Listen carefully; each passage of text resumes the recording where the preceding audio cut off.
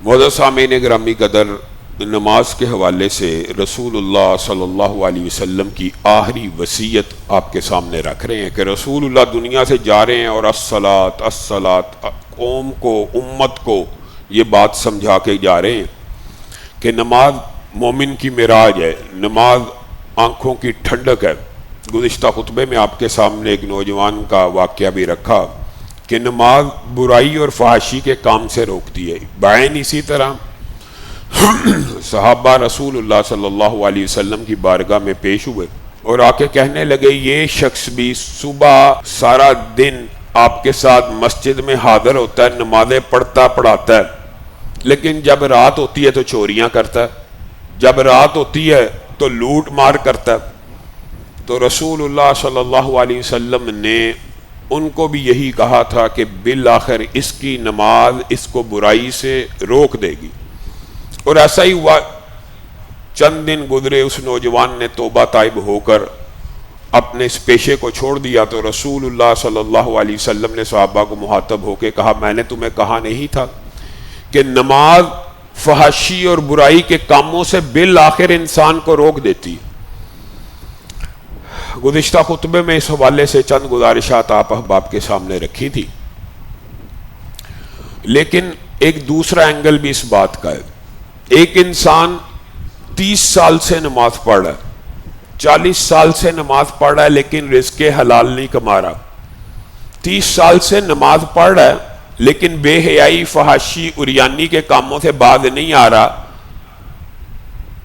تو اس کی نماز نے اس کو برائی اور فحاشی سے کیوں نہیں روکا؟ اس حوالے سے ہلکا سا اینگل گزشتہ خطبے میں بھی آپ کے سامنے رکھا تھا کہ یا تو اس کی نیت میں ریاکاری موجود ہے، اور یا اس کی نماز اپنے اوقات پر نہیں ہے۔ یہ دو باتیں آپ کے سامنے گزشتہ خطبے میں رکھی تھی کہ بالآخر جو وقت مقررہ پہ نماز ہوتی ہے نا، اصل میں وقت مقررہ کی نماز ہی انسان کو فحاشی اور برائی کے کاموں سے روک دیتی ہے۔ وقت مقررہ جو اللہ نے مقرر کیا، اور وقت مقررہ ہی میں نماز فرض ہے۔ مغرب کا وقت آیا، عشاء کا وقت آیا، ظہر کا وقت آیا، عصر کا وقت آیا، فجر کا وقت آیا، ان اوقات میں اللہ کے سامنے حاضر ہونے والا بالآخر فحاشی اور عریانی سے بچ جاتا ہے۔ لیکن ایک اینگل یہ بھی ہے کہ بعض لوگ ایسے ہیں جو ان اوقات میں بھی ادا کرتے ہیں، پھر بھی گناہوں میں مبتلا ہیں۔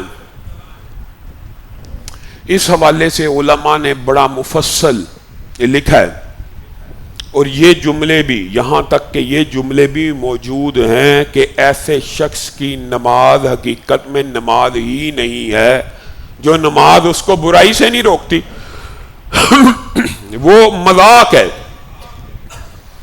گویا حقیقت بات یہ ہے کہ نماز بذات خود بھی برائی اور فحاشی سے روکتی ہے، اور دوسرا اینگل یہ ہے کہ جو شخص نماز ادا کر رہا ہے وہ بھی غور کرے کہ اللہ کے لیے نماز پڑھنے کے لیے حاضر ہو گیا ہوں تو اللہ کے لیے حرام نہیں چھوڑنا، اس نے بھی غور کرنا ہے۔ نماز بذات خود بھی معاون ہے، نماز بذات خود بھی مددگار ہے، لیکن انسان اپنے گریبان میں بھی تو جھانکے۔ بات پھر وہی آتی ہے کہ علماء نے اس کا خلاصہ بھی یہی لکھا کہ جو 20 30 سال تک نمازیں پڑھ کے رشوت سے، چوری سے، لوٹ مار سے، فحاشی، عریانی، حرام خوری سے باز نہیں آتے، ان کی نماز میں اللہ کے سامنے کھڑے ہونے میں وہ اخلاص موجود نہیں ہے جو اللہ کو مطلوب ہے۔ یہاں پہ لفظ ریاکاری کا ذکر نہیں ہے۔ ریاکاری تو یہ ہوتا ہے کہ لوگوں کے دکھانے کے لیے نماز پڑھی، وہ تو سرے سے ہی نماز نہیں۔ یہاں پہ مراد یہ ہے کہ پڑھتا اللہ کے لیے ہے، لیکن جو خلوص نیت ہونا چاہیے تھا کہ اللہ کا حکم، بنیادی طور پہ نماز انسان کو سرنڈر کرنا سکھاتی ہے، اللہ کے احکامات کے سامنے سرنڈر کرنا، اللہ کے حکموں کو بجا لانا۔ اگر کسی کی نماز نے اس کی یہ ٹریننگ اور تربیت نہیں کی، یہ نکتہ ہے کسی کی نماز اگر اس کی یہ ٹریننگ اور تربیت نہیں کر سکی کہ اللہ کے ہر حکم کے سامنے سرنڈر کرنا ہے، تو اس کی نماز نے اس کو فحشی اور عریانی سے بھی دور نہیں کرنا۔ بات سمجھ آئی ہے؟ عام فہم بات ہے۔ اللہ کے لیے نماز پڑھ رہے ہو تو اسی رب نے حرام خوری سے منع کیا ہے، اس سے بھی بعد آ جاؤ۔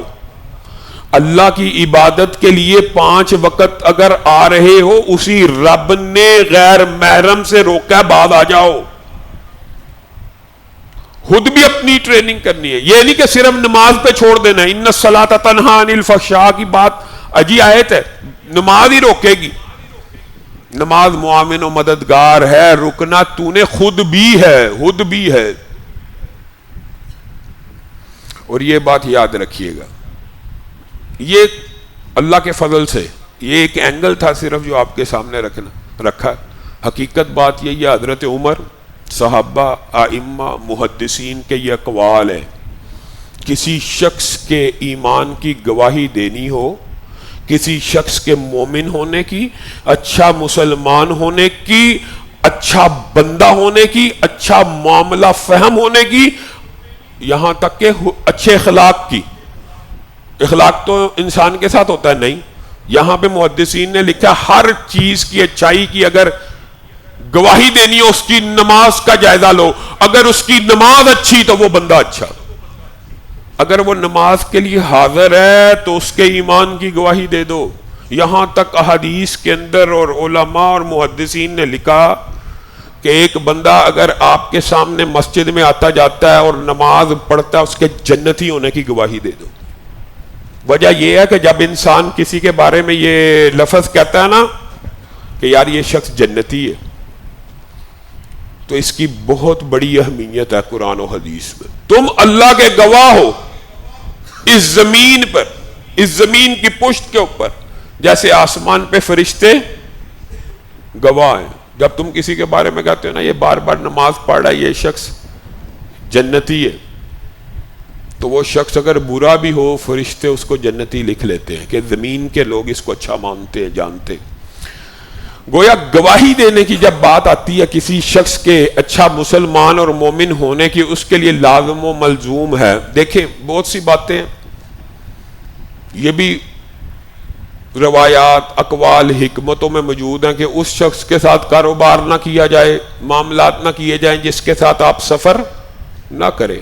لیکن دوسری طرف اگر دیکھا جائے تو صحابہ، تابعین، محدثین کسی انسان کو پرکھنے کے لیے صرف ایک پیمانہ رکھتے تھے، وہ نماز ہوتی تھی۔ یہ شخص اللہ کے خوف سے مسجد میں آ رہا ہے، اللہ کے خوف میں نمازیں ادا کر رہا ہے، تو یہ لوگوں کا حق بھی نہیں مارے گا۔ وہ جو آپ کو بات بتائی ہے وہ ایک چند % لوگ ہیں کہ جو 20-30 سال نمازیں پڑھ کے بھی، اور ان کی اصلاح کیسے کرنی ہے وہ ایک الگ طریقہ ہے، لیکن بالعموم جو شخص نماز پڑھتا ہے وہ اچھا مومن ہے، اس کے لیے گواہی دینی ہے۔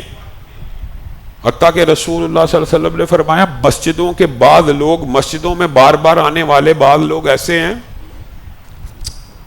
سبحان اللہ، اگر وہ مسجد سے چلے جائیں، 2-4 نمازوں میں نہ آئیں، تو مسجد کے اندر جو فرشتے ان کو ڈھونڈنے کے لیے نکل جاتے ہیں، ان کو تلاش کرتے ہیں، اور جب پتہ چلتا ہے بیمار ہے ان کی تیمارداری کرتے ہیں، ان کے دلوں پہ سکینت کا نزول کرتے ہیں، ان کے لیے دعائیں کرتے ہیں، ان کو ڈھونڈتے پھرتے ہیں۔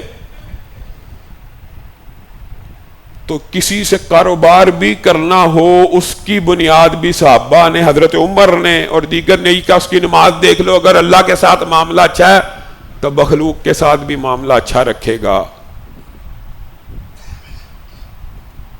اللہ کے ساتھ معاملہ انسان کا نماز کی وجہ سے قائم ہوتا ہے، یہی بات گزشتہ خطبے میں بھی آپ کے سامنے رکھی، اور اسی لیے رسول اللہ صلی اللہ علیہ وسلم نے کہا تھا کہ نماز روشنی ہے، حجت ہے، برہان ہے، دلیل ہے، نجات ہے کل قیامت کے دن،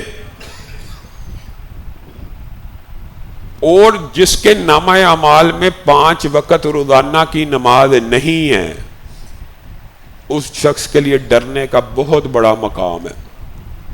ایک یہ عادی بے نماز ہے، اس کے حوالے سے بھی چند گزارشات آپ کے سامنے رکھ چکے ہیں اور آگے آ کے رکھیں گے۔ ایک یہ ہے 4 پڑھتا ہے، 3 پڑھتا ہے، 2 نہیں پڑھتا ہے، 1 نہیں پڑھتا. اپنی نمازوں سے غفلت برتنے والوں کے لیے بھی جہنم کی وادیاں ہیں. بلکہ رسول اللہ صلی اللہ علیہ وسلم نے کہا جس کی نماز دیکھیں قیامت والے دن جب سوال ہی ابتدائی نماز سے ہونی ہے، جس کی وہ ٹھیک ہوگی تو آگے کا معاملہ انشاءاللہ ٹھیک ہے. جس کی وہاں پہ غیر حاضریاں لگی ہوئی ہیں، پہلا سوال نماز کا ہے، رجسٹر کھلے ہیں، ہاں جی ہفتے کے دن 4 ہیں جی، اتوار کے دن جی 3 ہیں جی، تو کیا معاملہ چلے گا آگے؟ رسول اللہ صلی اللہ علیہ وسلم نے فرمایا جس کی نماز کی اس دن مفہوم یہ حاضریاں پوری، جس کی نماز اس کے لیے قیامت کے دن حجت، نجات، روشنی کا سبب نہ بنے گی. صرف نماز کا یہاں پہ ذکر ہے حدیث میں. اس شخص کو قارون، حامان، فرعون اور امیہ بن خلف کے ساتھ اٹھایا جائے گا. فیل ہو گیا رزلٹ. اب جب یہ فیل ہو گیا، اس کو مسلمانوں کے دائرے میں تو کھڑا ہونا چاہیے تھا، نہیں، اٹھا کر فرعون کے دائرے میں. حامان اور قارون جس جگہ کھڑے ہیں، امیہ بن خلف جس جگہ کھڑا ہے اس جگہ کھڑا کر دیا جائے گا. اور امام ابن تیمیہ نے جو اس کی توجیہ بیان کی ہے، اللہ تعالیٰ ان کی قبر کے اوپر رحمتوں کا نزول فرمائے. کیسے کیسے محدثین نقطے بیان کرتے ہیں. امام ابن تیمیہ نے کہا اس حدیث کے اندر نماز چھوڑنے کے سارے اسباب بیان ہوئے اس ایک حدیث میں. انسان جن وجوہات پہ نماز چھوڑتا ہے نا، وہ ساری وجوہات اس حدیث میں بیان ہوئی ہیں. وہ کیا ہیں؟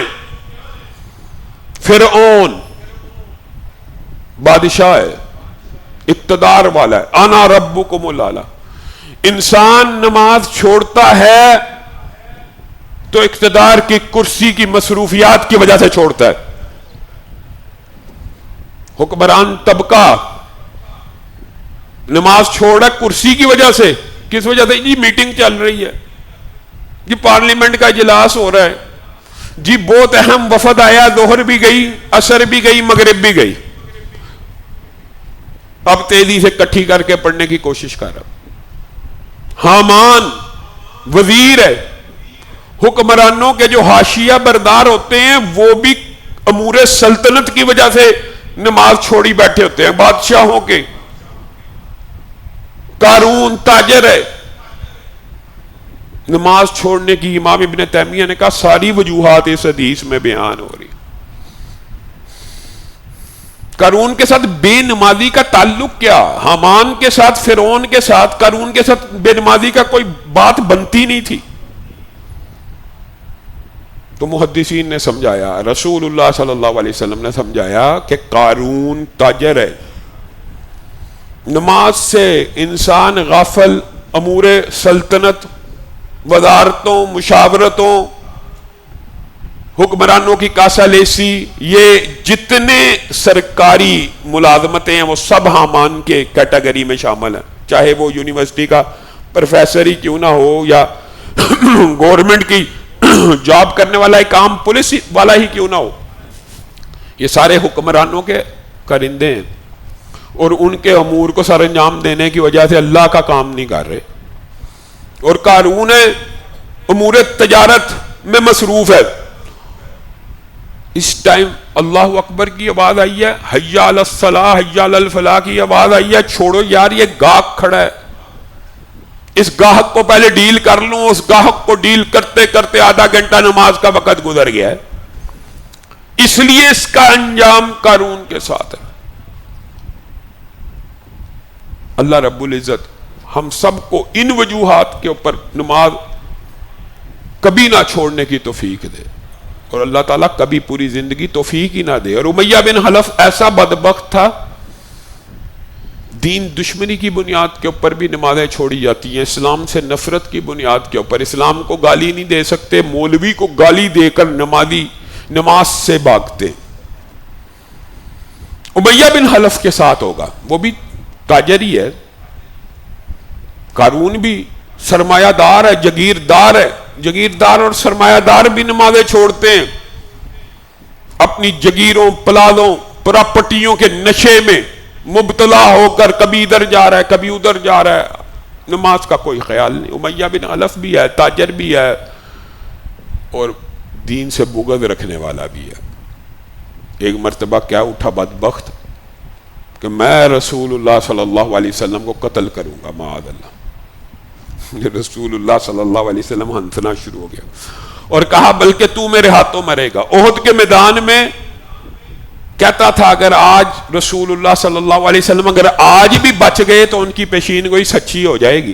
آج تو بڑا مسلمانوں کا حال برا ہے۔ تو رسول اللہ صلی اللہ علیہ وسلم کی طرف جب آگے آگے بڑھتا بڑھتا اس نے کوشش کی کہ اپنے کام کو سر انجام دے، تو رسول اللہ صلی اللہ علیہ وسلم نے، صحابہ نے اس کو مارنے کی کوشش کی۔ رسول اللہ نے کہا نہیں نہیں، تم نے کچھ نہیں کہنا، اس کو بالکل قریب آنے دو، اور ایک برچھا پکڑا۔ جیسے ہی وہ قریب آیا رسول اللہ نے پھینکا، اس کی یہاں گردن سے خراش لگاتا ہوا گزر گیا۔ اور آپ حیران رہ جائیں گے، رسول اللہ صلی اللہ علیہ وسلم کی وہ پیشین گوئی ظاہر وحی کی وجہ سے کہ میرے ہاتھوں مرے گا، صرف اس خراش کے زخم کی وجہ سے مر گیا۔ خراش، گردن نہیں کٹی۔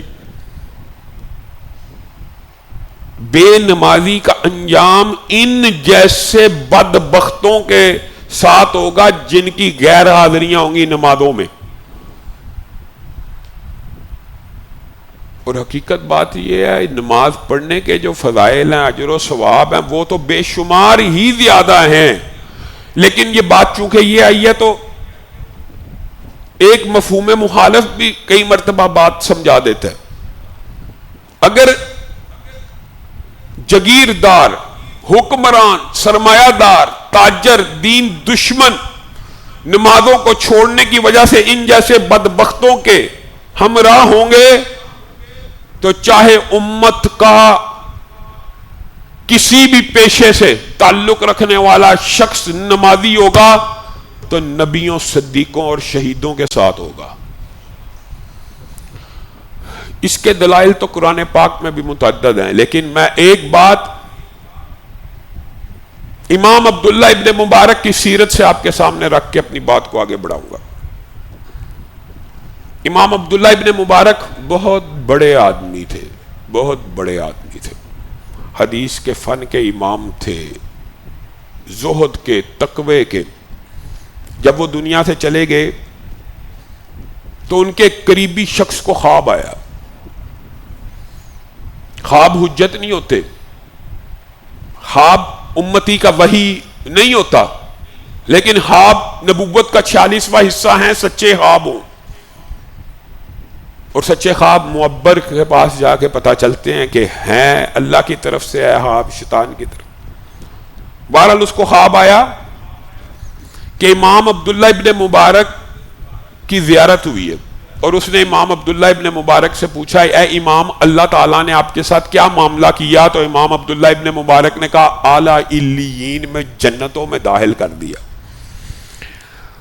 اس شخص نے کہا یہ تو بڑی خوشخبری کی بات ہے۔ تو امام عبداللہ ابن مبارک نے کہا تجھے ایک بات اور نہ بتلاؤں؟ کہا بتلا دیجئے۔ کہا وہ جو میرے سامنے میرا ہمسایہ لوہار ہوا کرتا تھا، لوہا کوٹنے والا، میں جب جنت میں گیا وہ مجھ سے ایک درجہ اوپر تھا۔ وہ شخص خواب ہے، اور خواب کی حیت ماہیت کئی مرتبہ انسان کو بتلا دیتی ہے کہ من جانب اللہ ہے۔ وہ شخص اس خواب کو دیکھنے کے بعد اٹھا اور اس لوہار کے گھر جا پہنچا، دروازہ کھٹکایا، ماجی سے پوچھنے لگا کہ آپ کے خامند کی کوئی ایسی خوبی بتلا دیجئے جس سے آپ کو امید ہے کہ وہ جنت میں چلا گیا ہوگا۔ فوت ہو چکا تھا وہ بھی۔ ان کی بیوی نے کہا مجھے اچھا محنتی آدمی تھا، یہ تھا وہ تھا۔ ہاں میرے ذہن میں ایک بات آئی ہے، اس کے اندر ایک خوبی بہت تھی کہ جس وقت وہ لوہا کوٹ رہا ہوتا تھا یا ہتھوڑوں کی ضرب مار رہا ہوتا تھا، اس وقت بھی اگر مؤذن کے منہ سے اللہ اکبر کی آواز آتی تھی، اس کا ہاتھ اگر کمر کے پیچھے ہوتا تھا، ہتھوڑا آگے نہیں تھا رکھتا، پیچھے سے پھینک کر نماز کے لیے چل پڑتا تھا. ایک بات. دوسری بات، جب رات ہوتی تھی امام عبداللہ ابن مبارک کے گھر میں دیے جلتے تھے، اور امام عبداللہ ابن مبارک نفل نماز کے لیے کھڑے ہو جاتے تھے، حدیث پڑھنے کے لیے بیٹھے رہتے تھے.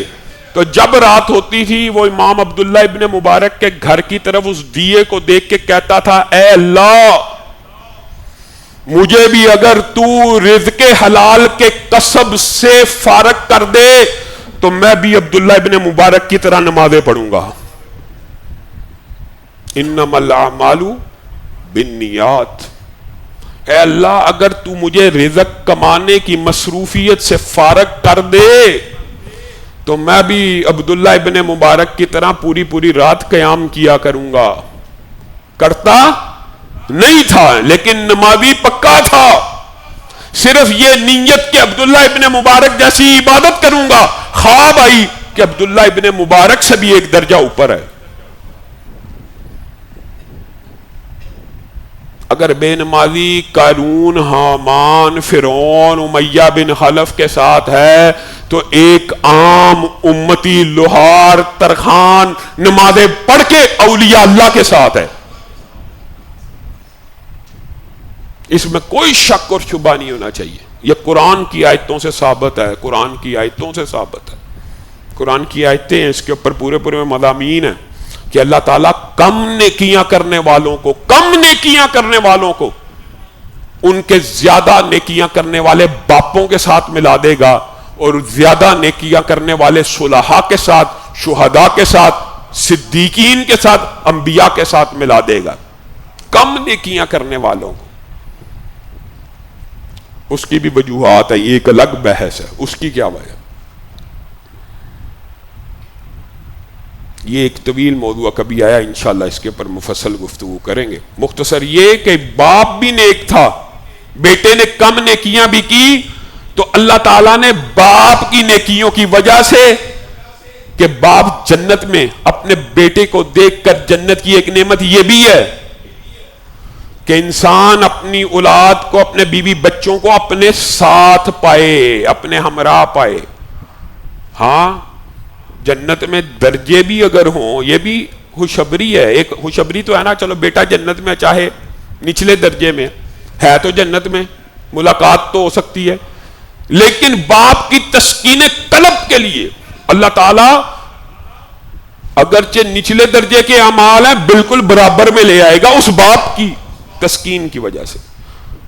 اور حقیقت بات یہی ہے کہ نبیوں جیسے اعمال امتیوں کے ہو سکتے ہیں؟ نہیں نہ ہو سکتے. تو نبیوں کے ساتھ امتیوں کو کیوں داخل کر دیا جائے گا؟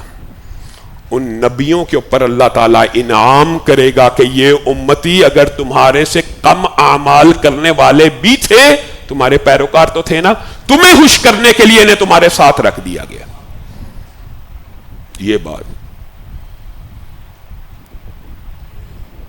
اور نماز ایک ایسا عمل، حضرت عمر فاروق، یہ تو ایک طویل باب ہے. آپ صرف حضرت عمر فاروق کی سیرت کا یہ گوشہ دیکھیے. خنجر لگا ہوا، زخم بہہ رہا، ہوش آتی ہے تو پوچھتے ہیں میں نے نماز مکمل کی تھی یا نہیں تھی کی.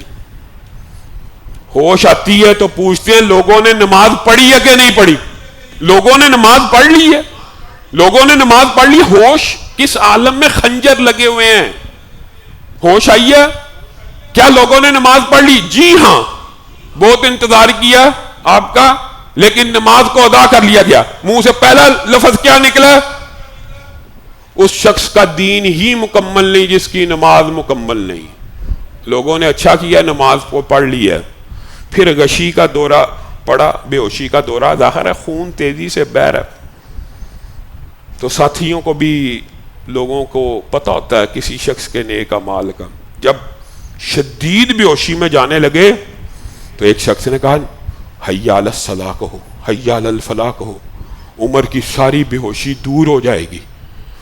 اور ایسا ہی ہوا، جس وقت انہوں نے کہا حی علی الصلاح، حضرت عمر ہوش میں آئے اور کہا اس پکار کا جواب دینا ہوگا عمر کو، اس پکار کا جواب دینا ہوگا۔ اس عالم میں کہہ رہے ہیں، اس عالم میں امام احمد بن حنبل کا واقعہ بھی آپ بھول گئے، جیل میں قید تھے، جب مؤذن اذان دیتا تھا حی علی الصلاح، جیل کے دروازے پہ جاتے، باہر جانے کی اجازت نہ ملتی، واپس جا کے نماز کو قائم کرتے۔ 5 وقت ایک انسان یہ کام کر رہا ہے، دربان نے آخر تانگ آ کے پوچھ ہی لیا، اے امام اتنا عرصہ ہو گیا نہ کبھی ہم نے دروازہ کھولا، آپ کو بھی پتا ہے آپ کو باہر جانے کی اجازت نہیں ملنی، تو آپ آتے ہی کیوں ہیں؟ کہا جب مؤذن حی علی الصلاح پکارے تو میرے پہ واجب ہے میں اس کا جواب دوں، تیرے پہ واجب ہے جو تو کر رہا ہے، میرے پہ واجب ہے جو میں کر رہا ہوں، جب تک زندہ رہوں گا اس آواز کا، اس ندا کا جواب دیتا رہوں گا۔ حضرت عمر کے ایک ساتھی تھے، غالباً ان کا نام سلمان بن ابی خاصمہ تھا، شاید یہی نام تھا۔ وہ ایک دن نماز فجر میں حاضر نہ ہوئے، حضرت عمر کو بڑا غصہ آیا، دوست پکا دیندار فجر میں غیر حاضر۔ حضرت عمر گھر پہنچ گئے اس کے، ہاں جی کیا مسئلہ ہے؟ آیا کہ ان تھا سلمان، کہا ساری رات عبادت کرتے رہے تھے، فجر کے قریب جا کے آنکھ لگ گئی، ہم نے اٹھانا مناسب نہ سمجھا۔ حضرت عمر کو غصہ آ گیا، کہنے لگے یہ بندہ پوری رات 1 رکعت نہ پڑھتا، 1 رکعت نہ پڑھتا، کوئی ذکر اذکار نہ کرتا، لیکن فجر کی نماز وقت پہ پڑھتا ہے، یہ عمر کو زیادہ محبوب ہے۔ پھر کبھی سلمان نے نماز نہیں چھوڑی۔ سعید بن یربوع کے بارے میں آتا ہے، نبینا ہو گئے، حضرت عمر ان کی عیادت کے لیے گئے اور کہا آنکھوں کی بینائی جاتی رہی ہے، لیکن میری ایک بات یاد رکھیے گا، جس بندے کی نماز نہیں اس کا اسلام کے ساتھ کوئی تعلق نہیں، جس بندے کی نماز نہیں اس کا دین کے ساتھ کوئی تعلق نہیں۔ سعید جلیل القدر، اے عمر آپ کیا باتیں کرتے ہیں؟ میں اندھا ہوں، میں نبینا ہوں، میں آپ مسجد میں نہیں آ سکتا، بوڑھا ہو گیا ہوں۔ حضرت عمر نے سر جھکایا، کہا آپ نے ٹھیک فرمایا، اور بیت المال میں سے کہا ہے سعید آپ کی نماز کی حفاظت کے لیے بیت المال میں سے ایک غلام جب تک آپ زندہ مختص کرتا ہوں جو صرف نماز پڑھانے کے لیے آپ کو لے کے آئے، اسے نظام صلاۃ کہتے ہیں۔ ہمارے وزیر بدوی امور صاحب نظام صلاۃ سمجھتے ہیں کہ وقت میں نماز پڑھنے کو کہتے ہیں۔ نظام صلاۃ یہ ہوتا ہے کہ ریاست نماز ادا کرنے میں سہولیات پیدا کرے، اگر کوئی شخص مجبور ہو گیا نماز نہ پڑھنے کی، اس کے پاس ایک شرعی عذر موجود ہے، اس کو فیسیلیٹیٹ کر کے مسجد میں پہنچایا جائے۔